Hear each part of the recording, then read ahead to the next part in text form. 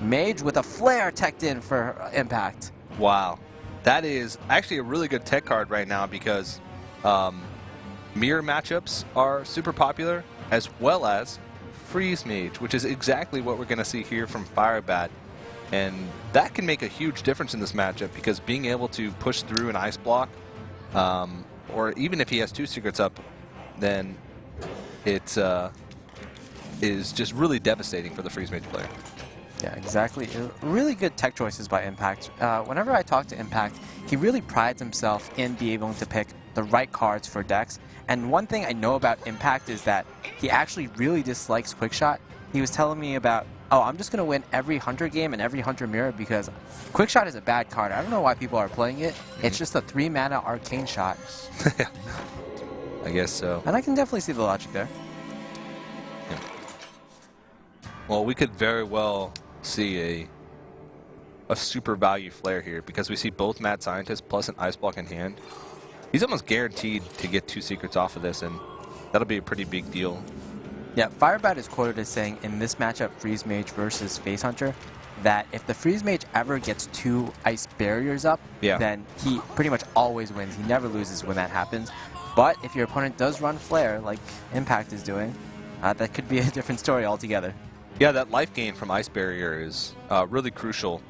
A lot of times if you can get to the late game and you can get the Hunter to a point in the game where they're just like top decking for damage, especially if you block that damage earlier, like you said with the Ice Barrier, you can get to a point where you can like play a defensive Alex Draza, bring yourself back up to 15, and basically put the Hunter out of reach. Of course, the first Ice Barrier is going to be popped, but there will definitely be a second Ice Barrier coming up from that second Mad Scientist, possibly.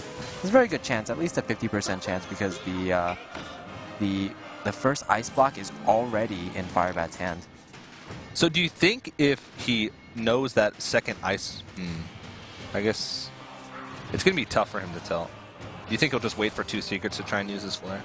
Or just wait till the very last second when he knows he'll have lethal next turn? Yeah, I would definitely at least try for 2 secrets. I think the problem with that is, again, the cards in your hand, they're kind of not conducive to waiting. For example, 2 Arcane Golems, you're just going to ramp up the mage. And if you wait for the flare to basically finish your opponent off, that's like kind of like 3 dead cards in your hand already. That's true. That's very true. Uh-oh. Here we go. Oh, no. Firebat. I mean, there's no way that he could possibly think to play around the flare. Yeah. Of course, he will know this. If he does win this matchup, he'll know for the future that Hunter is going to be. Well, of course, in the Conquest format, if the Hunter wins, it's already done its job, this deck, if he wins. Yeah. I think almost certainly this is going to be a flare. Yeah. He's thinking about it, realizing, like, do I want to wait until I'm close to lethal? Do I want to keep it as a surprise tool to maybe mess up a play later on? Yeah, the problem with not flaring, I feel like in this case, I guess you could put up explosive and hero power, but if you just run the Arcane Golem in, it's like you're giving your opponent 4 health. For exactly, yeah. Basically. Yeah, it just feels like he'd run out of damage in this situation. I can kind of respect this play. The explosive trap really doesn't do too much normally in this matchup because your opponent usually won't attack. But it can often like act as kind of you can fake out a freezing trap or a snake trap, for example. Yeah. I mean, it's possible that he's just waiting for a turn where he can set up lethal. That's why he's holding on to a lot of this burst. That's why he's holding on to the Arcane Golems. He said it before that he just doesn't want to give the mage mana. Because freeze mages, a lot of times they're just gated by not having enough mana to be able to make the plays that they want to. So ramping them up earlier means that they can make higher impact plays faster in the game. So judging by his plays, it does look like he's going to go for a one-turn lethal. Yeah, so with this line of play, I think with Impact's line of play, he was thinking of, okay, I can hero power my opponent down, and then I'll be able to kill him in one shot with something like double Arcane Golem into Flare. But unfortunately, this Archmage Enchantress is kind of putting Firebat, or rather Impact, on a timer. Yeah. he has to decide, do I want to use his flare now? And if he uses his flare now, he's vulnerable to something like a second ice block coming down. So he has to calculate what are the chances my opponent either has the second ice block in his hand or is going to draw into that second ice block fairly soon. Yeah. Oh, man. Well, flare comes out. Do we see a reaction from Firebat? Not really. He looks slightly surprised. A little smirk on his face, too. He's thinking, oh, geez, what have I gotten myself into? Yeah, definitely looking a little perturbed there. Yeah. So, I mean, he's got a couple outs here. He has to draw Ice Block next turn. He's got a couple chances to do it, or he has to piece together a way to kill him. But right now, it looks like he has 22 damage. Or did I? So that, okay, so it's 12. Yeah, that's 22 damage. Just 1 damage off.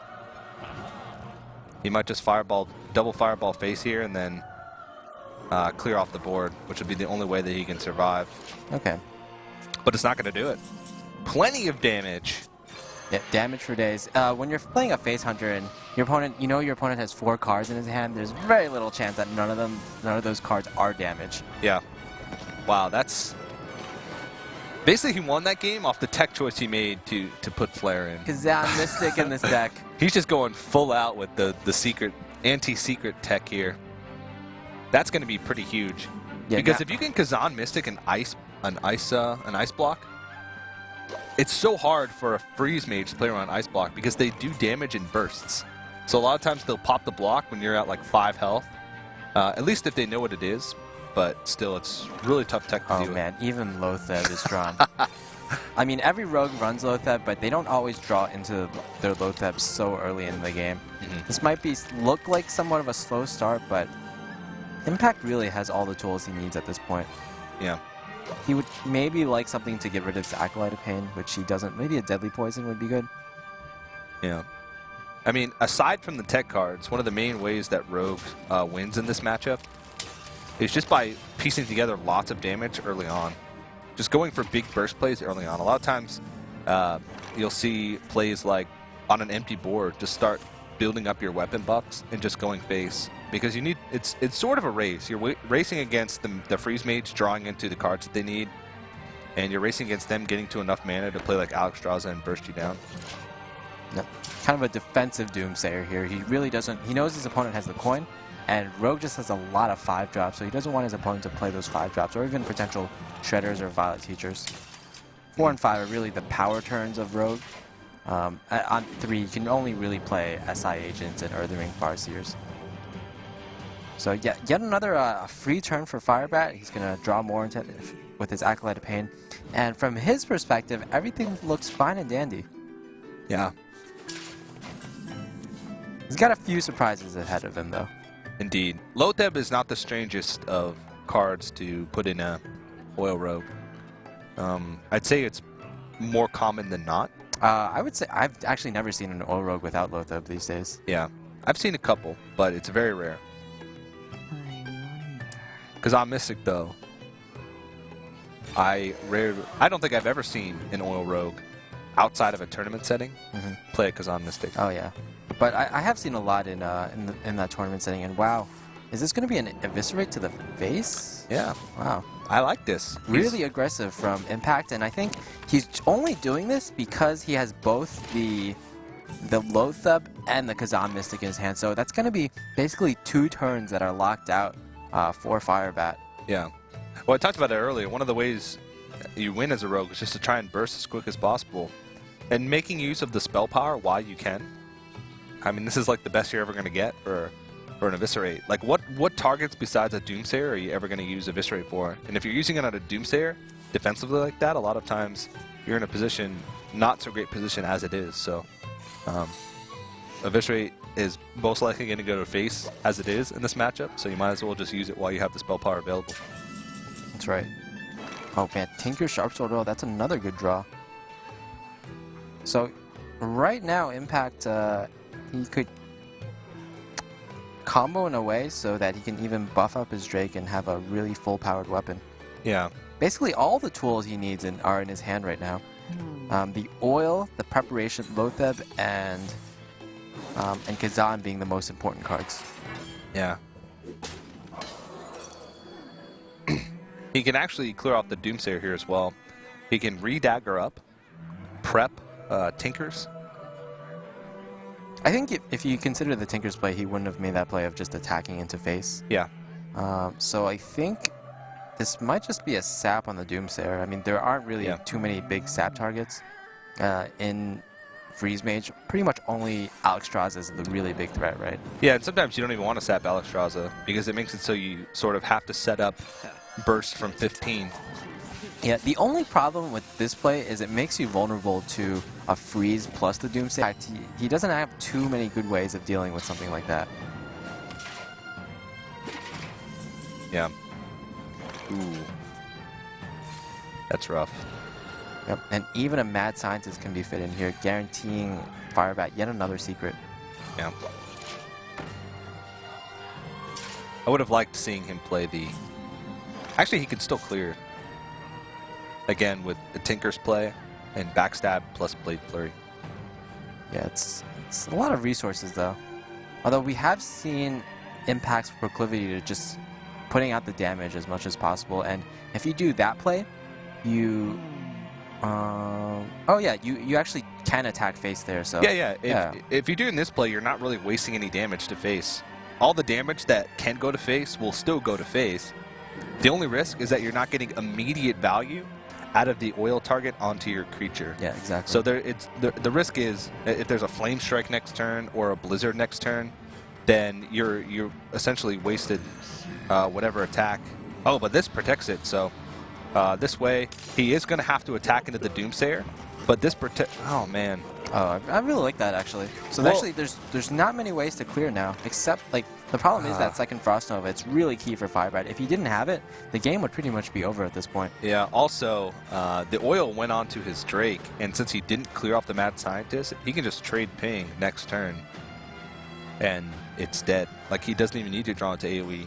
The oil damage is essentially wasted on the creature by opting to play the Lotheb instead. But, I mean, either way, he was playing into risks. This way, he's playing into the risk of just having his board cleared the following turn. In the other play, he's risk having his board cleared that turn and not even having a Lotheb on the board. Yeah. Unfortunately, I think it kind of comes back to that turn where he decided to sap the Doomsayer. And it's kind of, I feel like it's kind of hurting him right now. Biting him in the ass. Because if he hadn't sapped it, there would be no potential for like these kind of Doomsayer clears. And he would have been able to spend his resources in other means. For example, even sapping a Mad Scientist, that would guarantee his opponent had to wait one more turn, an additional turn for a secret to come up. Mm-hmm. Yeah. So again, he's just going to start piling on the weapon buffs. He's going to try and set up a lethal on the same turn that he can use Kazan Mystic to steal away the secret. Ooh. He's just going to be locked out of damage forever. Yeah, so, well, maybe not forever. That was perhaps his last freeze. Most freeze mages, so just clearing the board altogether, so being really defensive, and I think that's alright if you have Archmage, Antonias, and Emperor Thorzen in your hand. Most freeze mages, they only run 2 Frost Novas, 2 Blizzards, and no Cone of Cold, so there's only going to be probably only one more AoE freeze. Shadow Step. So yeah, that's a tech card here. So if we see Shadow Step, there's probably going to be like maybe Leroy Jenkins shenanigans. And right now, oh, you know what? Shadow Step is actually going to be really good against Freeze Mage because there's a potential of 2 secrets to be stolen with the Kazan Mystic Battlecry. Yeah, that's definitely true. You expect one Kazan Mystic, but do you ever expect the Shadow Stepped second Kazan Mystic? Pretty crazy. But I mean, Impact is, he's running out of cards. Azure Drake is a fantastic top deck just because he needs to start drawing into a little bit more of his deck. Yeah, he'll actually be able to clear the board now. Yeah. Just Blade Flurry, Dagger up, and attack again. And there's 2 secrets. The Ice Barrier isn't necessarily good for the Rogue, but it's good to take it away from the Mage, so. Yeah, exactly. Unfortunately here, Archmage Antonias is going to be so good. Yeah. And this, you talked about this quite extensively yesterday with how good Emperor Thorsan makes Freeze Mage now, just because Archmage Antonidas. You can make plays like that where Ice Lance costs nothing. So you're basically turning it into a fireball. You're turning it into basically extra burst. Whoa, Leroy Jenkins! Oh, unfortunately, that's not going to be enough because there's both Ice Block and Ice Barrier on the field of the Freeze Mage. Yeah. And it doesn't even matter the RNG because no matter what, you're not going to be able to both do enough damage if you steal Ice Block, and you're not going to be able to you're still not going to be able to, if you steal Ice Barrier, you're still going to pop the block, but he's still going to be alive. Yeah. He might just take the chance of actually maybe stealing Ice Barrier here and then popping the block. But, okay, so this is going to be the more, the safer play, I would say. Yeah. I mean, he might even think about doing the play with Kazan Mystic where he Kazans and then Shadow Steps in Kazan and then steals both secrets. To maybe try and draw into something that's going to do 3 extra damage the following turn. Yeah, very possible. Because there's actually, I mean, quite a few cards that he has remaining that can do 3 damage. Or 2 damage, actually, because he does have a dagger equipped. So... Are we going to see a response from Firebat? Okay, he kind of... No. I think at this point he's just not even surprised. He's just expecting it. Oh, the second Ice Block right off the top. Well, that would, what some people say, that might be a huge draw. It's a gigantic draw. Yeah. It's an enormous draw. And yeah, he's able to use up all his mana now with a Fireball to one of the creatures, Ice Block, and then just clear off the other creature. And again, Firebat's going to be looking in pretty good shape at this point. Yeah, for sure. The one thing, though, is he's not really putting on any damage here. So he's not setting up any lethal anytime soon. But, I mean, he's got 2-turn lethal with 5 damage on the board, 12 damage possible in a single turn, and then a Pyroblast to follow it up. Oh, unfortunately, completely useless here. Yeah. So, yeah, I think Impact's going to pretty much need a runner here. Yeah. Is he going to be able to have to pop the block? And not only that, he's going to have to be able to pop a he has lethal the following turn. But I think it's not actually even possible just because the amount of damage. You have to keep in mind, though, that Impact has a Ice Block from his side of the board as well. Yeah, he also has Ice Barrier, so actually he can attack with that 5 damage that he has facing from the board, or else he'll just heal him for an extra 3 health. Oh, that's a good one. Yeah. Can pop the block here, and he can actually put him at 1 health when he pops it. So that means he's almost guaranteed next turn. I don't think there's any more outs for Firebat. He's been through both Ice Barriers. We saw an Ice Barrier earlier. One was stolen. He's been through both Ice Blocks since one of his Ice Blocks is actually sitting on Impact right now. Yeah. What Firebat can do though, is draw into Frostbolt. Frostbolt That base? is true. That is true. Also, Alexstrasza. Wait. Yeah, Alexstrasza. He can Alexstrasza himself the following turn as well. Yeah, Frostbolt was definitely like a very key draw, though. He basically needed that card. Wow, and he can actually put him to 1? Wait. Oh, no, he can put him to 3. Yeah. Oh, Put no, him to- 1. no, you Yeah, can put him 1. to 1. Yeah. Yeah.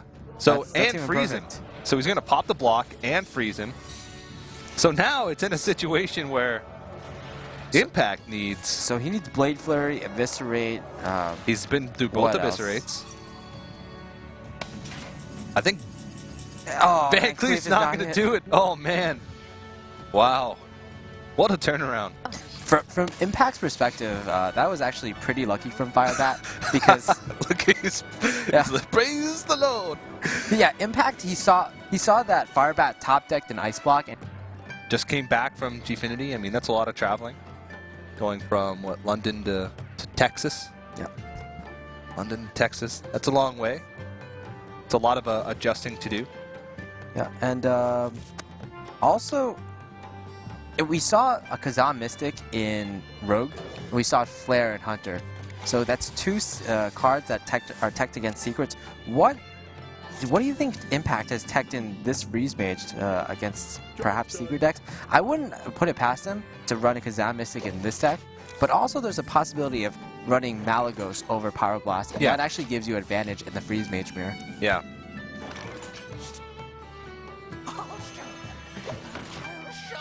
Malagos version is very dependent on drawing Emperor Thorsan before you draw into Malagos and, more importantly, like Ice Lances and Frostbolts. To be honest, Malagos was really bad in Freeze Mage, but with the addition of Emperor, it's very possible that if you reduce the mana cost of Malagos and maybe a Ice Lance or a Frostbolt, you can just OTK your opponent. Yeah, your Malagos had to have lived for a whole turn in order for you to make burst combinations, because there just wasn't a way for you to do it unless you, like, I don't know, kept coin.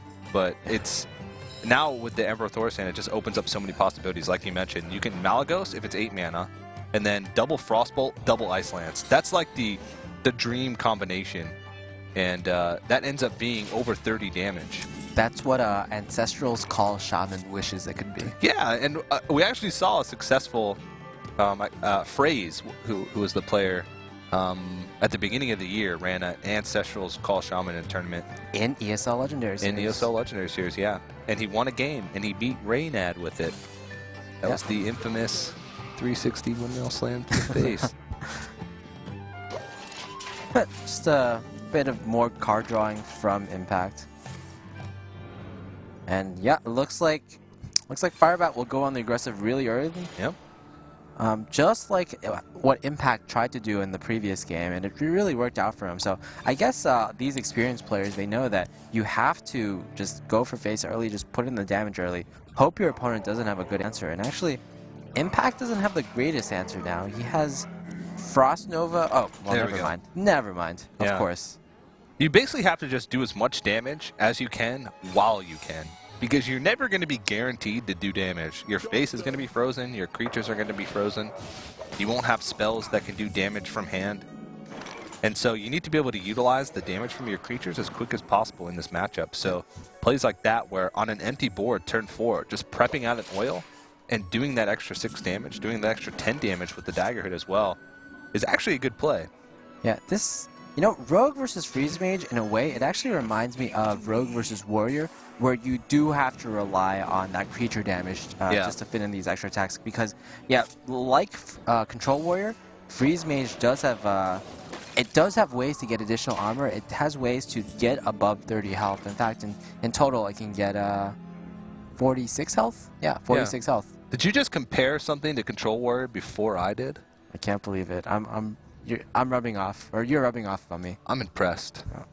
I'm impressed and flattered. Everything is like Control Warrior, right? Impressed and flattered and slightly turned on all at the same time. I mean, life is like Control Warrior. Yeah, exactly. Like, exactly. That's what I've been trying to tell everybody for years. Yeah. I mean, like, you have these problems early on that you have to solve with your answers, and then, but if you stick it out to the end, it can be legendary. Yeah. Exactly. You just get me, Monk. Yes. I so much appreciate that. But Flame Strike is actually pretty devastating on that board. Both Azure Drakes just gone before they even had a chance to breathe. Yeah, and Rogue has a limited number of creatures. I mean, half their deck, or probably more than half their deck, is spells. So Firebat might be hard-pressed to find threats in the future. He has the Sprint in his hand, which is something that Impact was sorely missing in the previous game when he was playing Rogue. So that's going to be really important. But it feels like he doesn't really have like room to use the sap. I mean, he kind of yeah, it's just so tough. I like the South Sea Deckhand, but just not in this matchup. Yeah, a lot of players have been cutting that South Sea Deckhand in favor of some more consistent threats, like perhaps like a Sludge Belcher or even Dr. Boom. But this list from Firebat, if it's the same list from Gfinity, it's a list that he got from Dog. Yeah. And it includes just like the standard double oil South Sea Deckhand, kind of old school, but it also includes an anti-Keel bot, which you would think that it'd be good in this matchup, but it's actually not the best, because typically if you have to heal, you're probably losing anyway. Yeah. Here's a key card, Lotheb. You basically have to kill them before they expect you to kill them as a rogue. Yeah. You have to make big turns. If you're not doing like 15 to 20 damage on a single turn, usually you're not going to win against a Freeze Mage. Yeah, Impact's trying to lock Firebat out of a good turn this turn, but fortunately for him, he does have the strength, so he's able to utilize all his mana. Yeah. And yeah, even more key cards being drawn from Firebat, Preparation, and Blade Flurry art especially. Yeah, he's got to throw out a backstep here because he is at 10 cards, but this is the ideal turn to use the sprint because he can't play any creatures because of the Doomsayer. He doesn't want to put any more resources in. And I guess in a weird, sort of inconsequential way, he's denying a draw too. Because the Acolyte of Pain just gets killed in a blaze. Yep, Archmage comes right down for impact once again. And, ooh, that was a big haha. He has a lot of damage here, but he can't attack. So, okay, he's just going to utilize the sap. And this is one of the reasons, South Sea Deckhand, I mean, it's just used as extra burst, because it's almost certainly just going to get pinged off the following turn, especially against Mage. And that's about all he can do. I mean, he can play Archmage Antonice again, and then ping. I think at this point you Frost Nova and ping. probably want to Frost Nova here. Yeah. That being said, Actually, Frost Nova. It's only throwing 5 damage that you're missing. Yeah. Throwing out. Okay. He's gonna prep it up for the Flame Strike. I was thinking maybe play Blood Mage Thalnos just to get that little bit extra cycle to try and draw into a little bit deep in your deck, maybe to Alexstrasza, but you might even have enough damage to kill him without that. Yeah, so Violet Teacher is interesting here because if you play the Violet Teacher, it plays even more to Flame Strike. You pretty much, your opponent pretty much completely telegraphed his Flame Strike here. Yeah. So this might be a little dangerous. Yeah. Is there going to be a pop here? It's kind of dangerous to pop the block at 7 health. Just because, I mean, he's basically wasting all the damage from the Blade Flurry here. Like, that Blade Flurry, like, effectively did, like, 1 damage. Yeah, but the problem here that I see is this is actually a pretty good play because now Impact, he can't play Flame Strike plus Ping plus his second Ice Block. Yeah. And so if his best move here would be theoretically maybe, okay, Frost Nova is pretty good. Frost Nova. But if he didn't have the Frost Nova, maybe like he would need to Flame Strike and then Ice Block on the same turn perhaps, and he wouldn't be able to fit in that ping, so that Violet Teacher would survive at 3-1. How worried is he about dying, though, if he doesn't play the Ice Block here? Because he's seen a lot of the from-hand burst that a rogue can put out. He's seen the South Sea Deckhand. He's seen both oils. I think that's about it. 3 cards in his hand. He doesn't want to take the risk. And this still primes next turn to be able to play Flame Strike. All right, great. And I don't think you need to Ice Lance anything. Oh, Ice Lancing face. Okay. I don't know how I feel about that. What is his face going to do? He's already been through both oils and a deadly poison. Yeah, so maybe he's considering maybe a second deadly poison and an Eviscerate might be able to pop the block. That's true. He's being really safe right now, and what that tells me is that he really thinks he can win in the long game, which I probably agree with, since he does have the Flame Strike, he'll clear the entire board, and his opponent is pretty much out of threats at this point. Plus that anti-heal bot's going to be a key card. The anti-heal bot really intrigues me, actually, because at the Gfinity tournament, he didn't run anti-heal bot, but before that, in pretty much every other tournament, in the past month or so, he's ran anti-heal bot in Mysteries Mage deck. So I'm wondering why he decided to bring it back here and not bring it to Gfinity. I think it's really good in matchups where players use burst to pop your block, because in this matchup, and in Freeze Mage Mirrors as well, a lot of times the block can't be popped until or the block is usually popped before you get to a low amount of health. Like right now, it was plopped when he was at 7 health. So if you get your block popped, then you can heal back up to like 15. It makes it so you're not in nearly as much danger. Yeah. At this point, I think you might just have to go all in. Not playing the Farseer? Okay. He wants to be able to have 1 creature just in his pocket, just in case everything gets cleared here again. But we can see from Impact's hand that Impact actually doesn't have any AoE, so I'm not really sure. Like, for example, if this board does get cleared, I'm not really sure what that Farseer is really going to do. I guess he's just really saving the Farseer for actually the heal instead of the body. Yeah, that's very true. If you think about it, Like Because if he Alex draws us here, puts him to 15, heals back up to 18, that puts him out. Well, actually, 15 would be out of lethal range anyway. Yeah, but he's still worried about like some really insane combos with Ice Lances. Ice Lance has been used though, or at least one, so you can't deal the full 21 damage combo, which is the most you can do from Freeze Mage from hand without Emperor Thorzen in one turn. I still think it's smart to hold on to that Earthring Farseer, because that 3 points of heal could put you out of range of quite a bit of stuff. Firebat's still in pretty big trouble here. Because he didn't play the Earthring Farseer, he's has much less pressure on the board, and you can't really sap this anti-Kill bot, right? Because if you sap it, you're pretty much the anti-Kill bot will actually be healing more every single turn than you're doing damage to the mage's face. I'm surprised that Impact hasn't gotten dizzy yet. He's literally been spinning in his chair since the beginning of this best of 5. Yep, maybe it helps him concentrate, you know. Not prone to motion sickness. Just back, forth. You're making me sleepy, DJ. Good. Maybe he's trying to, like, I believe the players can see each other, so maybe he's trying to hypnotize Firebat. Oh, wow. That's probably true.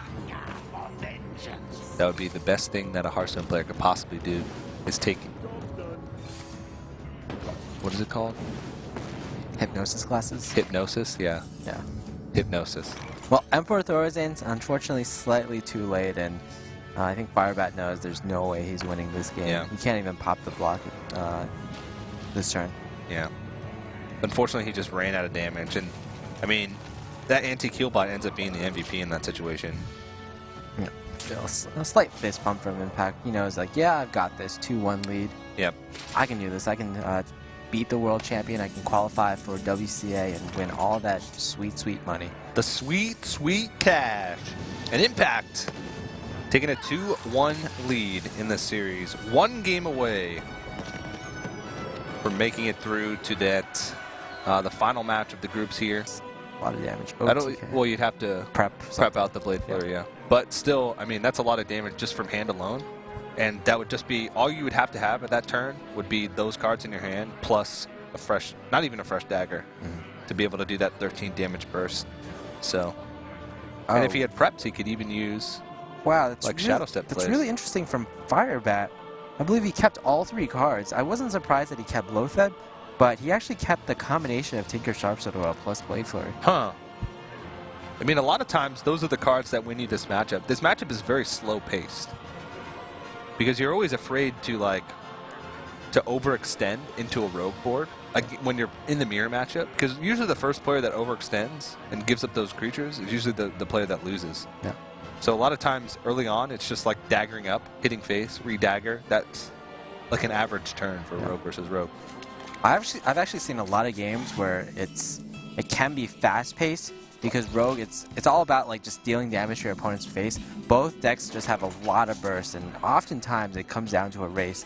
And with the mulligan that Firebat did, keeping the Tinker Sharpsword Oil and Blade Flurry, I guess he's thinking that, okay, I can kind of try to race because I've already a lot of burst and Void Clear in my hand. Plus I can follow that up perhaps with a Loatheb. Loatheb certainly probably the most important card in the matchup. Not only does it lock out a lot of spells, but it also is really good against Violet Teacher. Pretty much the best card in the game against Violet Teacher. Yeah. Which you can play on turn 5 in response to your opponent's turn 4 play. Blocks out spells and trades really nicely with it. The best case scenario, if your opponent plays Loatheb into your Violet Teacher, is to backstab it and then throw your Violet Teacher in. And then that's your whole turn, and you're left with a 1-1. Yeah, a 2 for 1, and plus like your opponent loses like 5 mana of tempo. Exactly. So yeah, we're gonna see the exact situation where what we're talking about. Actually, perhaps the best response to Loatheb is actually just playing your own Loatheb. Yeah, that's true. That's also true. Because then you can't deal with their Loatheb without trading in your Loatheb. But I mean, by Teacher on the board. You could maybe hope for a 2 for 1 at best. Yeah, seems like Loatheb. His only other option would be to shadow step his Violet teacher to save it. The damsel in distress. Yep. But that's just not a good play. Don't listen. Both hands are actually looking pretty good at this point. I probably prefer Impact slightly more because it does look like he has slightly more tools at his disposal. Especially with both, especially with Blade Flurry in his hand as well. He's able to just unleash that dagger up. Oh, Violet Teachers, that's going to be a pretty good draw if it were not for the Blade Flurry in Firebat's hand. I haven't been able to spot, he doesn't have a golden coin, and I haven't been able to spot which of his cards actually isn't golden. That's a good point. Perhaps it's Kazan Mystic? No, I would think No, Kazan Mystic was golden. Okay. Come on, if you're going to go for a tech choice, you go all in on the tech choice. Alright, there we go. I think Impact's certainly going all in. He sees, he kind of sees blood because of all the bursts in his hand. Well, one thing about Firebat is what he does better than a lot of players is he makes a plan based on his opening hand and he executes that plan. And exactly what actually Impact is doing here. He looks at his hand and he's saying, okay, I have a lot of bursts. I think I'm just going to go all in with the burst, see what I can do here. Firebat responds with a little bit of burst of his own, but it's not quite as devastating. And he is going to have to take 3 damage to the face from this Violet Teacher as well. There is a lot of burst in the hand from Impact in the form of a Tinker, Sharp Sword, and Eviscerate, but he's going to be spending this entire turn using Sprint because he doesn't have a prep to pair with it. Oh, that's not good. Okay, Preparation is probably the best card he could have drawn. Oh, Backstab is going to be great too. So now this Violet Teacher can be cleared, but he doesn't opt for it. Yeah. I think part of the reason is he sees that his opponent is at 13 HP, and he decides, okay, I can actually use these resources, Smells blood. especially Preparation and Eviscerate, or just go for face. But this might be slightly punished because his opponent had that anti-kill bot. Yeah. And Firebat's going to just hope that his board does not get cleared here because he has a sprint to follow it up as well. So there's some big plays that can be made here by Impact. No Blade Flurry. No real AoE either. Yeah, just a lot of cards and nothing really to go with it. That Shadow Step, we can see it's really hurting him at this point. Yep.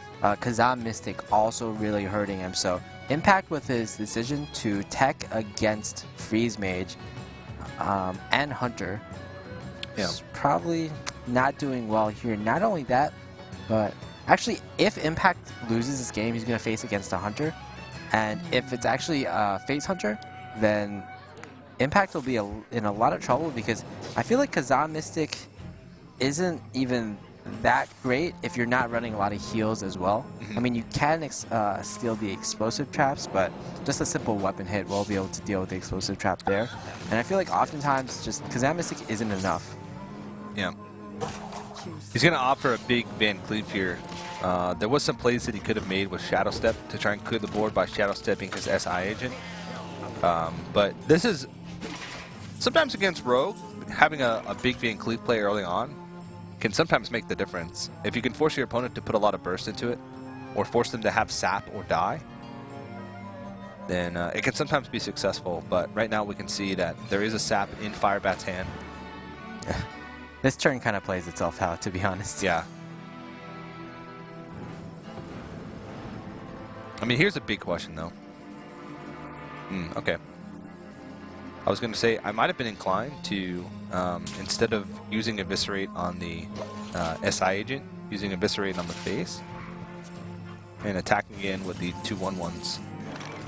Yeah, there's certainly the possibility, though, of your opponent just clearing your board and then healing up, like what Firebat did. Like, for example, if he had Tinker, Sharp Sword, Preparation, Blade Flurry, and Anti-Kill Bot, or another Ring Farseer, that'd be pretty good of a turn. And then Firebat should be on the back foot because he would have to spend an entire turn using Sprint. Yeah. Well, this is a much smaller Van Cleef. Actually, no, he's going to make it bigger. It gives up the opportunity for him to use the Leroy Shadow Step, but this is basically just as much pressure because he's seen the sap. So now Firebat's in a situation where he has to find a way to deal with this because leaving an 8-8 on the board is not really an option. Yeah, that Shadow Step was basically used as a Blessing of Kings. Yeah. +4/+4. Yeah. A 0 mana. Well, I guess 1 mana since he had to replay the Van Cleave. Blessing of Kings. Okay. Is that 7, 8, 9, 10, 11? Yeah, that's exact lethal with the prep draw.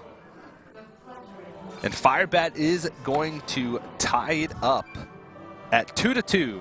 So Firebat does have the Hunter left to face off against Impact's Rogue. Impact not having much luck with that Rogue so far. I mean, the tech choice was interesting with the Kazan Mystic, but it hasn't, even though he got to steal 2 secrets in one of his games, he still didn't manage to find a win. Yeah. Unfortunately, he didn't win that game, but going to the Hunter, the Kazan Mystic will still be a pretty good choice. And I actually think Firebat will actually be running the mid-range Hunter. We've seen a Maz run the mid-range Hunter previously, and I know back in the day when Amaz ran mid-range Hunter, it was largely due to Firebat's influence. They decided together that mid-range Hunter was really good back in the day. So now it could be just a team consensus that, okay, mid-range Hunter is the deck to bring to tournaments. Mm-hmm. And if it's mid-range Hunter, I feel like the Kazan Mystic will make a pretty decent impact stealing. Maybe like Freezing Trap or Snake Trap will just be huge. Yeah. And, well, actually, Quick Shot's running both. That's true. And Arcane Golem. Well, in the Chinese scene, actually, the Chinese players actually play Leper Gnome in their mid-range Hunter, so that's certainly a possibility. But yeah, it's very clear at this point that this is going to be a Phase Hunter with all these 1-drops. So you see a Leper Gnome come out, you go, okay, it's Phase Hunter. You start gearing up, like no. You see overreacting. You see a Leper Gnome come out, and you're like, okay, this is mid-range Hunter. Okay, so it's backwards. It's just backwards of the mentality from. I've also from North seen America. Web Spinners in Phase Hunter in the Chinese scene. Wow. Well, you could get King Crush. That's true. I had not thought about that. Or the Tundra Rhino for the 2 damage for 5 mana burst. Yeah, basically you do the Tundra Rhino into Animal Companion into get a Misha, and then you're like, I wish this was a Huffer. Yeah. Because I spent 8 mana to just get a Huffer. Exactly. Huffer, best card confirmed. Yeah, this guy's dead. No. Wonder what he's gonna do. So you've just seen okay, so you can just Beast Sergeant fit in hero powers. One thing that Firebat when he was commentating, one thing he taught me really well was the way you play Phase Hunter is actually you count the amount of damage you have in your hand currently. Mm-hmm. You count the the amount of mana that you need to play those cards, and then you look at your opponent's face and look at how much HP he has. Then figure out, okay, how much additional damage do I need? And then based off of that, you hero power that many times. Whoa. It was really enlightening, actually. So he's telling you to count your damage and then go face. If you want to boil it down to that, of course, sure. Let's go with that. My mind is being blown right now. No, I know what you're saying. Yeah. The whole idea of weaving in hero powers whenever you can. Yeah. Like not just playing your biggest charge creature and going face. Yeah, so I think one issue a lot of Phase Hunter players have is they either hero power too much or hero power too little, and Firebat's advice really helps you there. Or sometimes they miss the face and hit a creature. And then they instantly concede and play 3 matches before I get done with 1 control warrior match. Yeah. So like basically in this game, I think the reason why Firebat didn't fit in a hero power on turn 3, for example, was because he counted the damage in his hand, and he knew, okay, if I just draw a beast, I'll have exactly the amount of damage that I need to kill my opponent. Yeah. Either way, he was doing the same amount of damage that turn anyway, because, well, no, he couldn't fit in anything else aside from playing Abusive Sergeant on an empty board with the hero power. I mean, he's in just such a great spot right now. He's at 24 health. All there is a SI agent on board. I mean, he can basically just use Kill Command as a terrible quick shot and still have nearly guaranteed lethal next turn. Well, Loatheb is going to be really nice. Okay. That means Impact will survive for at least one more turn, and then he might have the possibility of lethal with, I don't know, maybe a Preparation, Tinker, Sharpshooter. That's still not enough, Prep, unfortunately. Tinker, Tinker? Would that be enough? Prep, Tinker, Tinker would be 12 damage plus 8. He would have enough if he drew a Prep. Now he won't have enough. Yeah, if he did draw a Prep, he would have had enough. That was his only out, I think. Ooh, Leland Jenkins. That's Again- not going to be enough damage. Again, it's a tech card that didn't work out here in this situation. Wow.